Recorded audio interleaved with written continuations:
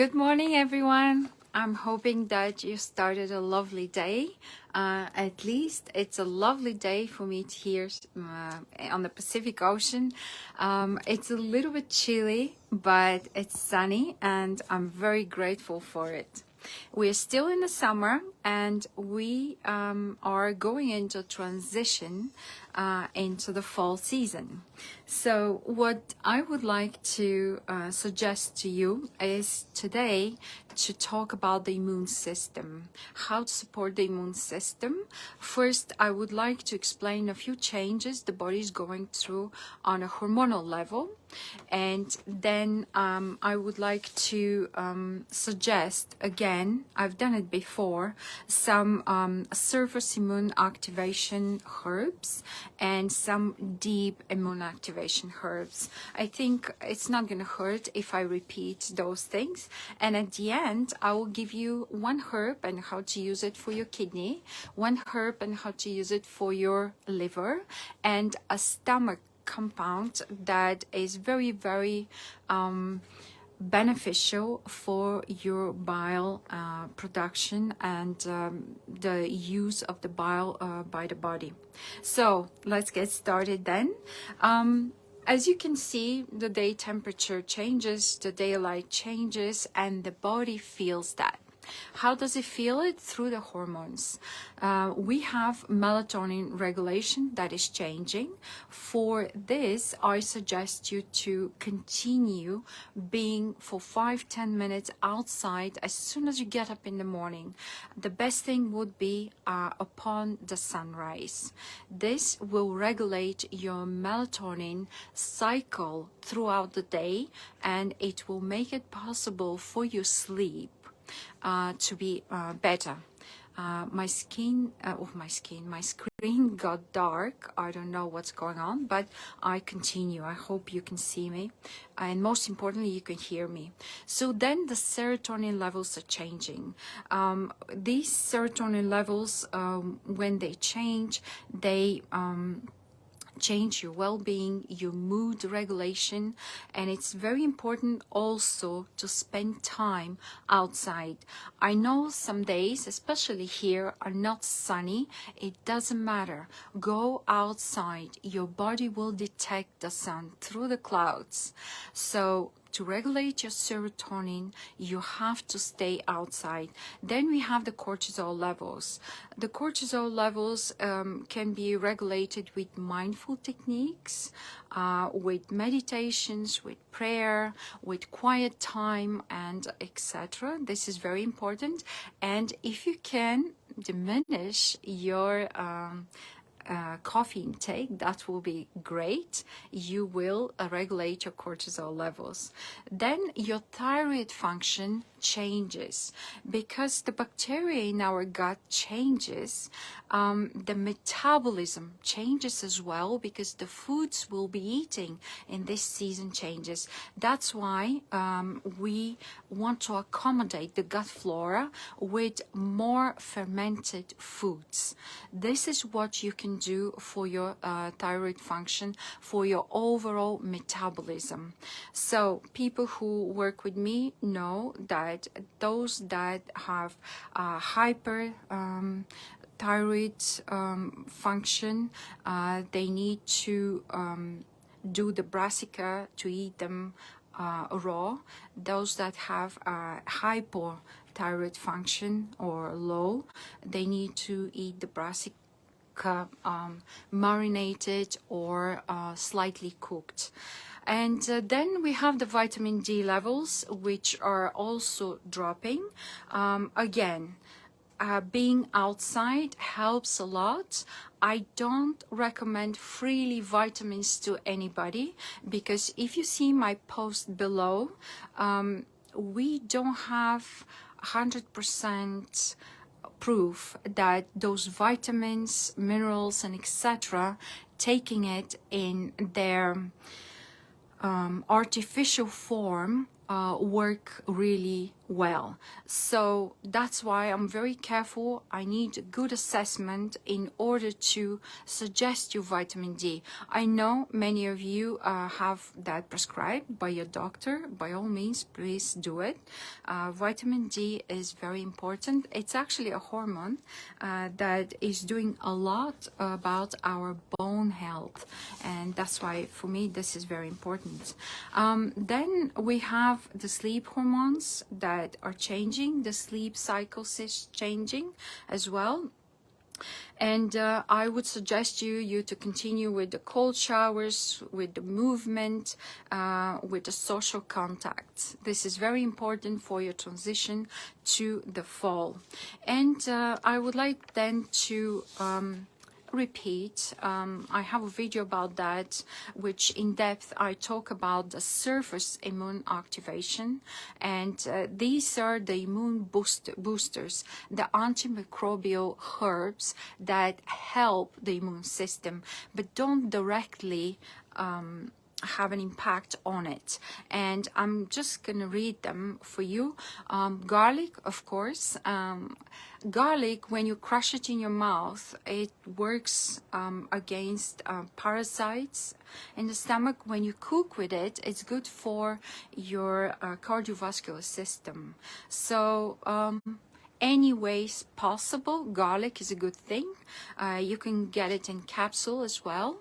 Then you have a wild indigo, which is a herb, calendula herb, myrrh, they sell it in oil, and they sell it also in powder. I use a lot more with my clients. Thuja, osmia, echinacea.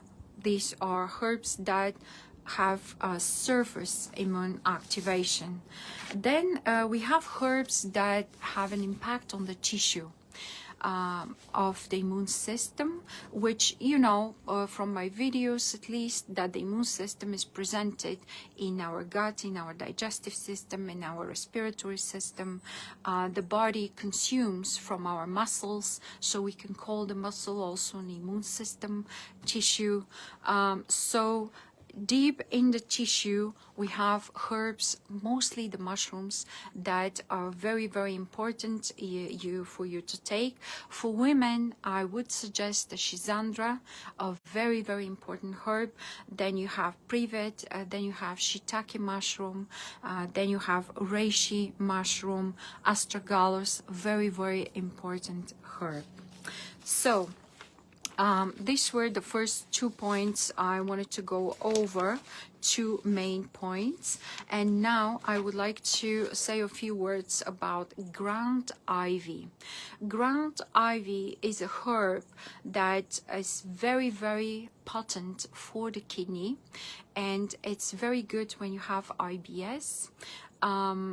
It can be taken in as a it's the whole herb. They sell it in bulk, the whole herb. 28 grams of the herb is covered with boiling water, about 450 mils, a pint of boiling water. And you can add a little bit of honey because it's very bitter, but a lot of people also like it. I don't add honey on any of my teas. And you just take it 3 times a day before your meal. It will support nicely your kidney. Then for the liver, there are a lot of bitter herbs for the liver. I would suggest you today the bark and leaves of the barberry. Barberry, very often they sell in the stores Cascara Sagrada for barberry. But barberry is a separate herb. Cascara Sagrada is great.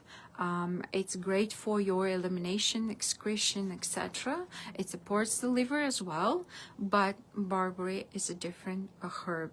So again, you can take it as an infusion of 28 grams and cover it with 400 milliliters or so of water, hot water, boiling water, and then let it steep for both, for the ground ivy and the barberry, and then drink it 3 times a day before your meals.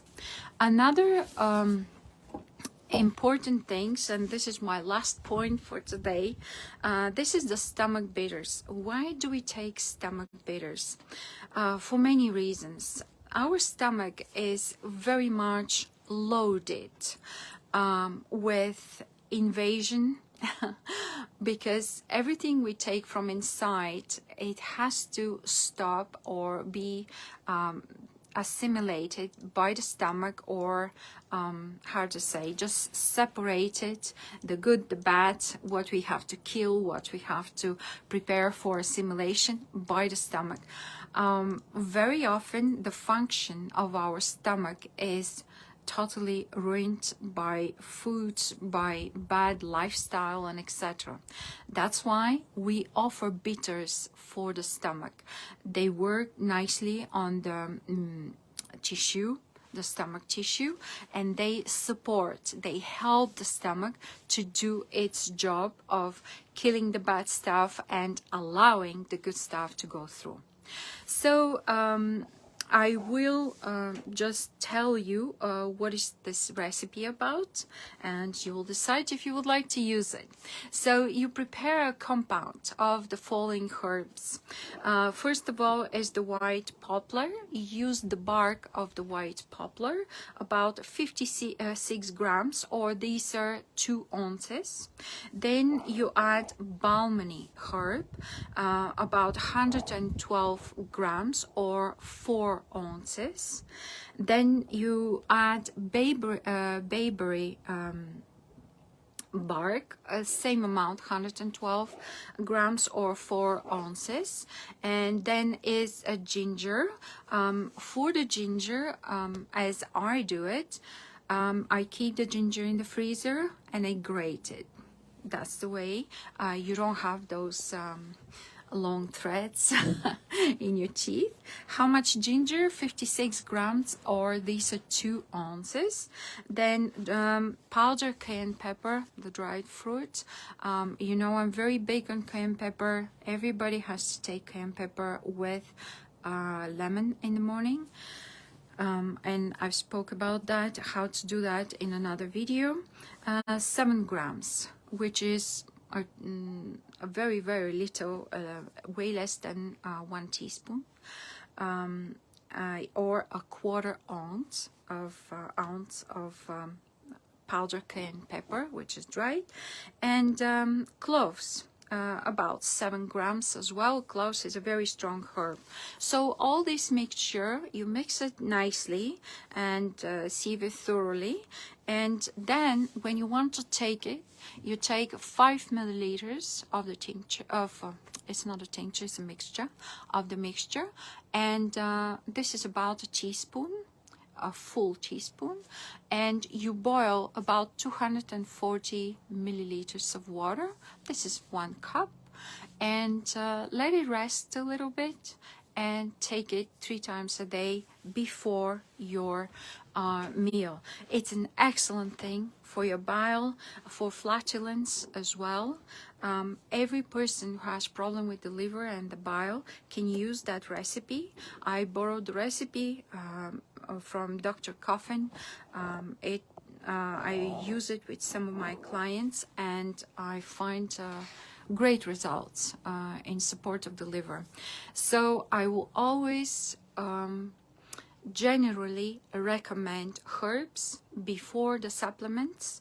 The supplements are artificially produced compounds which may work, may not work, and please read the article below, which I talk about the antioxidants there, but also about some researches on vitamin A, C, E as antioxidants or antioxidant properties, to see how the science has no one opinion, and it's not a firm opinion if supplements work. And the truth is, we don't know if they work on every person until we try. We have the feedback from the person that we're working with to know if that supplement works. For the herbs, These are natural compounds. They come with all the beauty and all the side molecules of what we need, as the nature created it, and as your body will recognize them as food, and they would not damage or create some crazy side effect unless the wrong herb is suggested to a pregnant woman and can cause contractions, or a person with some cardiovascular disease, which to whom is given some crazy tonic and makes the heart to extra palpitate. But in general, the herbs are very safe and they will not harm. They might not help, but they will not harm. So this was my life for today. Mercy, thank you for watching. If you have any questions, I am available right now. My lives will be floating a little bit because I have clients who wants to see me earlier in the morning. So that's why I might not be every day available at 9 o'clock to start a live. So if you have any question, I'm here. If not, just write it somewhere in the comments, and myself or my girls will see it and we will answer appropriately. Don't forget that it is free. A consultation of 20 minutes.